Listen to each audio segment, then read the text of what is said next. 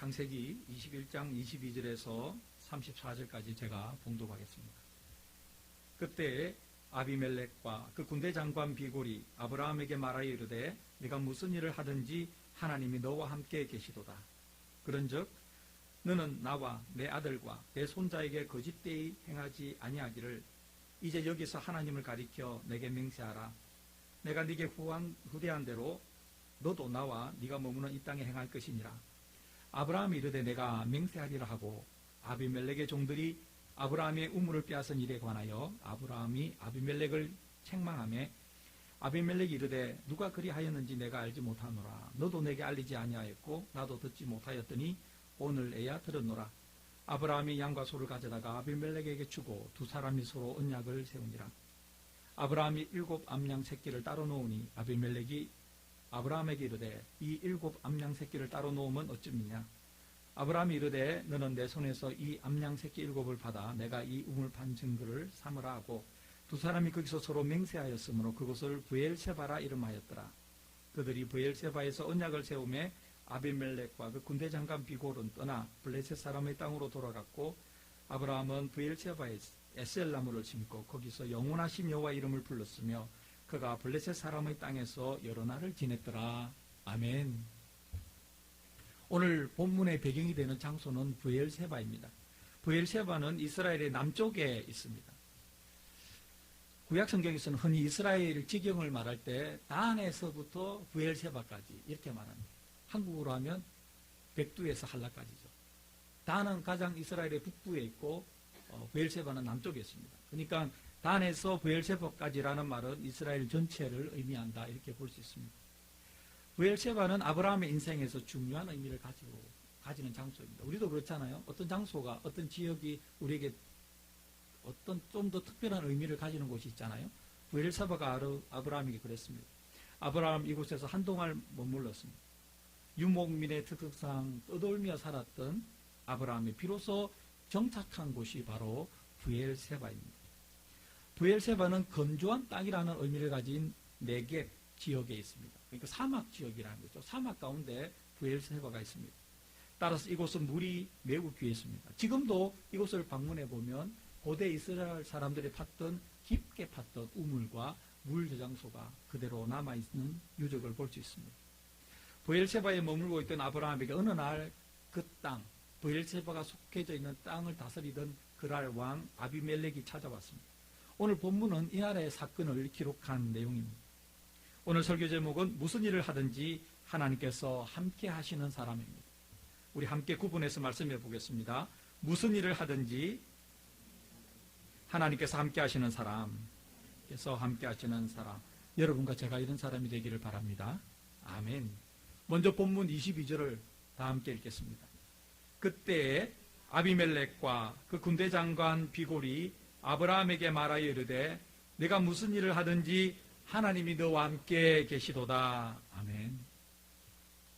방금 읽은 본문에는 오늘 설교의 핵심 내용과 제목이 들어있습니다.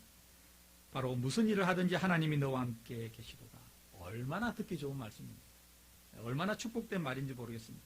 만약에 다른 사람이 여러분과 저를 향해 이렇게 말한다면 무슨 일을 하든지 하나님이 당신과 함께 하는 걸 봅니다. 이렇게 말하면 우리가 얼마나 기분이 좋겠습니까? 이건 좋지 않겠습니까? 그보다 더 좋은 칭찬 어디 있겠습니까? 그러니 다른 사람이 우리에게 말하지 않으니까 할 수도 있지만 우리끼리 해봅시다. 우리 전후좌우에 앉은 교우들에게 이렇게 이야기하며 축복하겠습니다. 무슨 일을 하든지 하나님께서 함께 하시기 바랍니다. 무슨 일을 하든지 하나님께서 함께 하시기 바랍니다. 아멘. 여러분 오늘 설날 아닙니까? 이것보다 더 좋은 해피 뉴 이어이 있겠습니까? 아브라함의 삶을 옆에서 지켜보았던 아비멜렉이 깨달은 것은 아브라함이 무슨 일을 하든지 하나님께서 함께 계시다는 것이었습니다. 본문에 앞선 20장에서는 하나님께서 아비멜렉의 꿈에 나타나셨습니다. 그리고 아브라함을 가리켜 기도의 능력을 가진 선지자라고 말했습니다. 이 말씀대로 아브라함이 기도했을 때 닫혔던 태가 아비멜렉 집안에 닫혔던 태가 열렸습니다. 또한 이어지는 21장에서는 아브라함의 나이 100세의 아들 이삭이 태어남을 아비멜렉은 보았습니다. 그러니까 아비멜렉은 아브라함에게 하나님께서 베푸시는 그 기적 같은 축복이 임하는 것을 다 지켜보았죠. 그런 아비멜렉의 눈에 비친 아브라함은 무슨 일을 하든지 하나님께서 함께 계시는 사람임에 분명했습니다. 하나님께서 일마다 때마다 아브라함과 함께 하셔야만 일어날 수 있는, 하시지 않으면 일어날 수 없는 일들이 아브라함에게 일어났습니다. 그렇기에 아비멜렉은 주저함 없이 아브라함을 가리켜 하나님이 함께 하시는 사람이라고 부를 수 있었다는 것입니다. 이것이 중요합니다. 여호와 하나님을 믿는 아브라함의 삶이 여호와 하나님을 믿지 않는 아비멜렉의 눈에 하나님이 함께 하시는 것으로 보이는 것이 중요합니다. 저는 여러분과 저의 삶도 이렇게 되기를 바랍니다. 하나님을 믿는 우리의 삶이 하나님을 믿지 않는 우리 주위의 다른 분들이 보기에 하나님께서 함께 하시는 삶으로 보여야 합니다. 네, 그렇게 살아야 합니다. 이것이 하나님의 영광을 드러내는 것이죠. 하나님의 살아계심을 우리가 어떻게 전하겠습니까? 우리가 무슨 일을 하든지 믿음으로 행하는 모든 일에 하나님께서 우리와 함께 계시는 것이 드러날 때 그것을 통해서 우리는 하나님의 살아계심, 하나님의 영광을 드러내는 것이기 때문입니다. 이것이 삶을 통한 전도 아니겠습니까? 아멘. 물론 전도는 항상 제가 강조하지만 삶을 통한 전도만으로는 부족합니다. 전도는 우리 입술로 직접적으로 예수 그리스도의 십자가의 구원의 은혜를 전해야 됩니다. 구원을 전해야 됩니다. 그런데 그것에 더하여 우리의 삶이 하나님이 함께 계심을 증거할 때 우리가 전하는 복음은 더 영향력이 있지 않겠습니까? 그렇죠? 그러니 우리는 하나님께서 우리와 함께 하시도록 기도해야 합니다. 우리가 믿음 안에서 무슨 일을 하든지 하나님께서 함께 하심을 하나님 보여주시옵소서. 이렇게 우리는 간절히 기도해야 합니다. 아브라함과 함께 하셨던 하나님은 아브라함과 똑같은 하나님, 아브라함이 믿었던 하나님과 똑같은 하나님을 믿고 아브라함이 가졌던 믿음과 똑같은 믿음을 가지고 있는 우리에게 여전히 하나님은 우리가 하는 일마다 때마다 우리와 함께 하실 것입니다. 이것이 하나님의 속성입니다. 영원히 변치 않으시는 동일하신 하나님은 아브라함과 함께 하셨듯이 여러분과 저와 함께 하실 것입니다. 아멘. 이것이 하나님이 우리와 함께 하신다는 바로 이 약속이 성경에 기록된 임마누엘의 약속입니다. 임마누엘, 하나님이 우리와 함께 하시는. 이 약속은 예수님을 믿는 모든 사람에게 한 번만이 아니고 영원히 지속됩니다. 따라서 하나님은 예수님의 이름을 믿는 우리와 함께 하실 것을 확신하는 우리가 되기를 바랍니다. 아멘. 이렇게 기도합시다. 하나님, 저와 함께 하여 주시옵소서. 하나님께서 저와 함께 하여 주시옵소서. 저의 삶을 통해서 하나님께서 저와 함께 하심을 나타내 보여주시옵소서. 여러분, 얼마나 좋은 기도입니까? 이런 기도 간절히 드리는 우리가 되어야 합니다. 우리의 삶을 통해 하나님께서 함께 하심이 나타낼 때 우리 주위 사람들은 우리를 다르게 대하기 시작합니다. 그 내용이 이어지는 본문에 기록되어 있습니다. 23절과 24절을 다 같이 읽겠습니다. 그런즉 너는 나와 내 아들과 내 손자에게 거짓되이 행하지 아니하기를 이제 저기서 하나님을 가리켜 내게 맹세하라. 내가 네게 후대한 대로 너도 나와 네가 머무는 이 땅에 행할 것이니라. 아브라함이 이르되 내가 맹세하리라 하고, 아브라함을 찾아온 아비멜렉은 아브라함과 평화의 조약을 맺기를 청합니다. 자신은 물론 자신의 후손이 하나님께서 함께 하시는 사람 아브라함과 잘 지냈으면 좋겠다는 바람을 가지고 온 것이죠. 얼마나 아름다운 모습입니까? 우리가 하나님께서 함께 하시는 그런 삶을 살아갈 때 우리 주위의 사람들은 우리에게 평화의 메시지를 전하기 시작합니다. 그 이유는 너무나도 당연하죠. 위대하신 하나님, 전능하신 하나님이, 살아계신 하나님이 우리와 함께 하심을 그분들이 보았기 때문이죠. 그것을 보면 달라집니다. 여러분과 제가 성경적인 가치관을 따라서 기독교 윤리관을 따라 정직하게 성실하게 살아갈 때, 하나님의 사랑을 나누며 살아갈 때, 희생하며 살아갈 때 우리는 주위 사람들에게 놀라운 영향력, 선한 영향력을 끼치게 됩니다. 이것이 바로 하나님께서 여러분과 저에게 기대하시는 모습이고, 이 모습을 보이는 사람에게 하나님은 무슨 일을 하든지 함께 하시는 축복으로 임하십니다. 아멘. 그 영향력을 보고 그 영향력을 받은 사람들은 우리와 가까워지기를 바라죠. 우리와 교제하기를 원합니다. 예수님은 이렇게 살아가는 사람의 삶을 세상에 소금과 빛으로 살아가는 것이라고 말씀합니다. 오늘 대표 기도할 때 우리 집사님 기도하셨잖아요. 그리고 이렇게 살아가는 삶의 의미와 가치를 예수님께서 이렇게 인정하셨는데요. 마태복음 5장 16절입니다. 이같이 너희 빛이 사람 앞에 비치게 하여 그들로 너희 착한 행실을 보고 하늘에 계신 너희 아버지께 영광을 돌리게 하라. 아멘.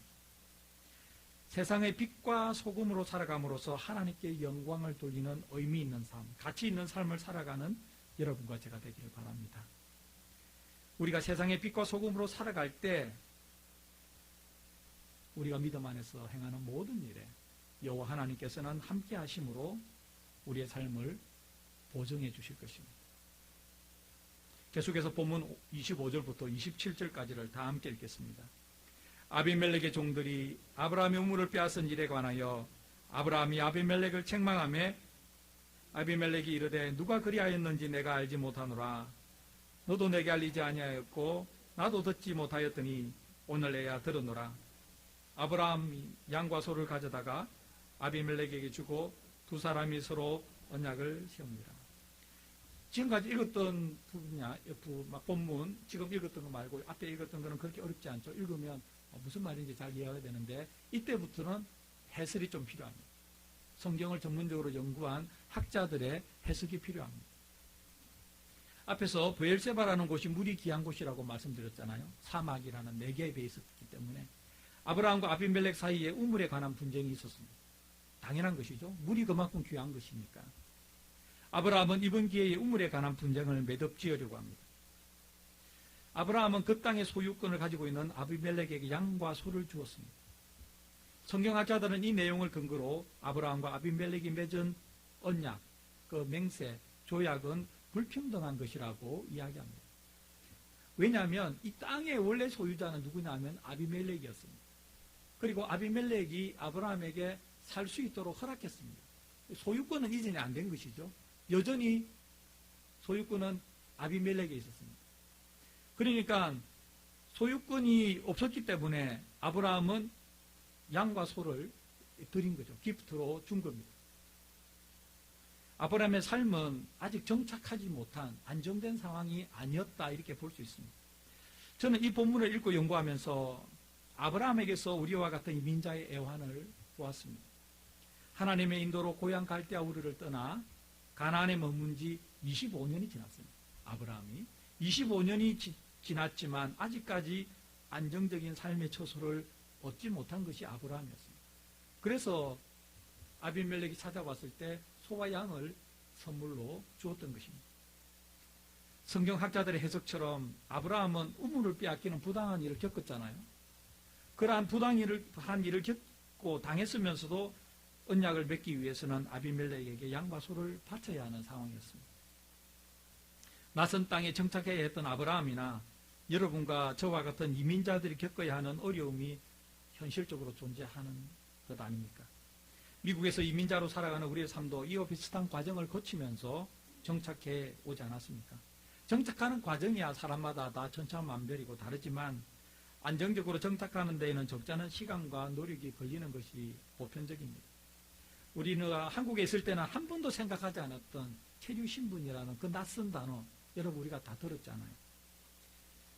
그리고 한국에서는 많이 다른 시스템과 문화에 적응하는 과정 쉽지 않았지 않습니까? 또는 한국에서 가졌던 직업과 다른 형태의 직업을 가지는 경우가 대반사였습니다. 몽고메리는 조금 사정이 좀 다르죠.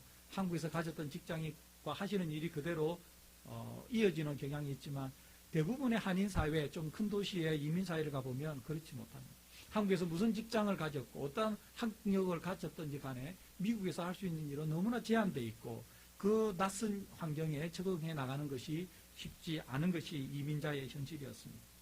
우리 역시 시행착오와 여러 사건을 겪으면서 조금씩 미국 사회에 정착해 왔지 않았습니까? 그리고 신분이 해결되고 안정된 직장을 얻고 살기 좋은 집을 사는 것으로 대표되는 정착을 이루어 온 것이 우리의 삶 아닙니까? 그러나 제가 이 대목에서 주목하는 것은 우리가 그렇게 이민자의 힘든 삶을 살아왔다, 애환을 공감하자, 그런데 그치지 않습니다. 오히려 그러한 삶 가운데서 아브라함이 보였던 믿음의 삶에 주목하자는 것입니다. 아브라함은 가나안 땅에서 정착하는 그 과정, 쉽지 않은 삶의 여정 속에서도 하나님을 향한 믿음을 키워나갔습니다. 그 증거가 바로 아비멜렉이 찾아와서 아브라함에게 하나님께서 너와 함께 하시는 것을 내가 안다. 네가 무슨 일을 하든지 하나님이 너와 함께 하시는 것을 내가 보았다 라고 말하는 것 아니겠습니까? 저는 종종 이민교회에서 성도님들을 만날 때마다 동의하지 않는 것이 있는데요. 이민 생활이 어렵기 때문에 신앙생활을 좀 부족하게 하는 것도 용서해달라, 용납해달라고 그럽니다. 너무 힘들기 때문에 성경 좀 안 읽어도, 기도 좀 안 해도, 예배 좀 빼먹어도, 신앙생활 좀 띄엄띄엄하게 해도 그 이민자의 삶이 힘드니까 이해해달라는 거 아닙니까? 이렇게 이야기합니다. 근데 저는 동의하지 않는 이유가 성경적이지 않기 때문입니다. 아브라함, 그 힘든 과정, 25년이라는 가나안 정착 시간이 있었지만 제대로 된 땅 하나 얻지 못하고 우물들을 빼앗겨도 제대로 항변하지 못하는 그 이민자의 삶을 겪으면서도 아브라함은 하나님을 향한 믿음을 키워나갔고, 그렇기 때문에 우리 역시 이민 생활이 힘들면 힘들수록 오히려 더 하나님을 더 깊이 신뢰하고 더 견고하게 신뢰하는 믿음을 가져야 하지 않겠습니까? 저는 이것이 맞다고 생각합니다. 그렇게 여기에 제가 여러분과 나누고 싶은 교훈이 있습니다. 아브라함이 아비멜렉에게 들었던 그 고백이 우리 주위에 있는 사람들의 입을 통해서 우리에게 들려왔으면 좋겠습니다. 네가 무슨 일을 하든지 하나님이 너와 함께 계시도다. 아멘. 가나안 땅에서의 아브라함과 함께 계셨던 하나님께서 미국 땅에서 살아가는 우리와 함께 계심을 경험하는 우리가 되기를 간절히 바랍니다. 아멘.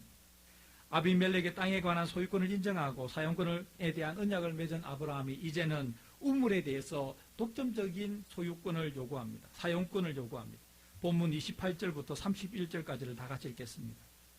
아브라함이 7 암양 새끼를 따로 놓으니 아비멜렉이 아브라함에게 이르되 이 7 암양 새끼를 따로 놓으면 어찌미냐? 아브라함이 이르되 너는 내 손에서 이 암양 새끼 7을 받아 내가 이 우물판 증거를 삼으라 하고 두 사람이 거기서 서로 맹세하였으므로 그곳을 브엘세바라 이름하였더라. 아브라함은 우물의 소유권에 대한 대가로 아비멜렉에게 추가로 암양 새끼 7을 주었습니다.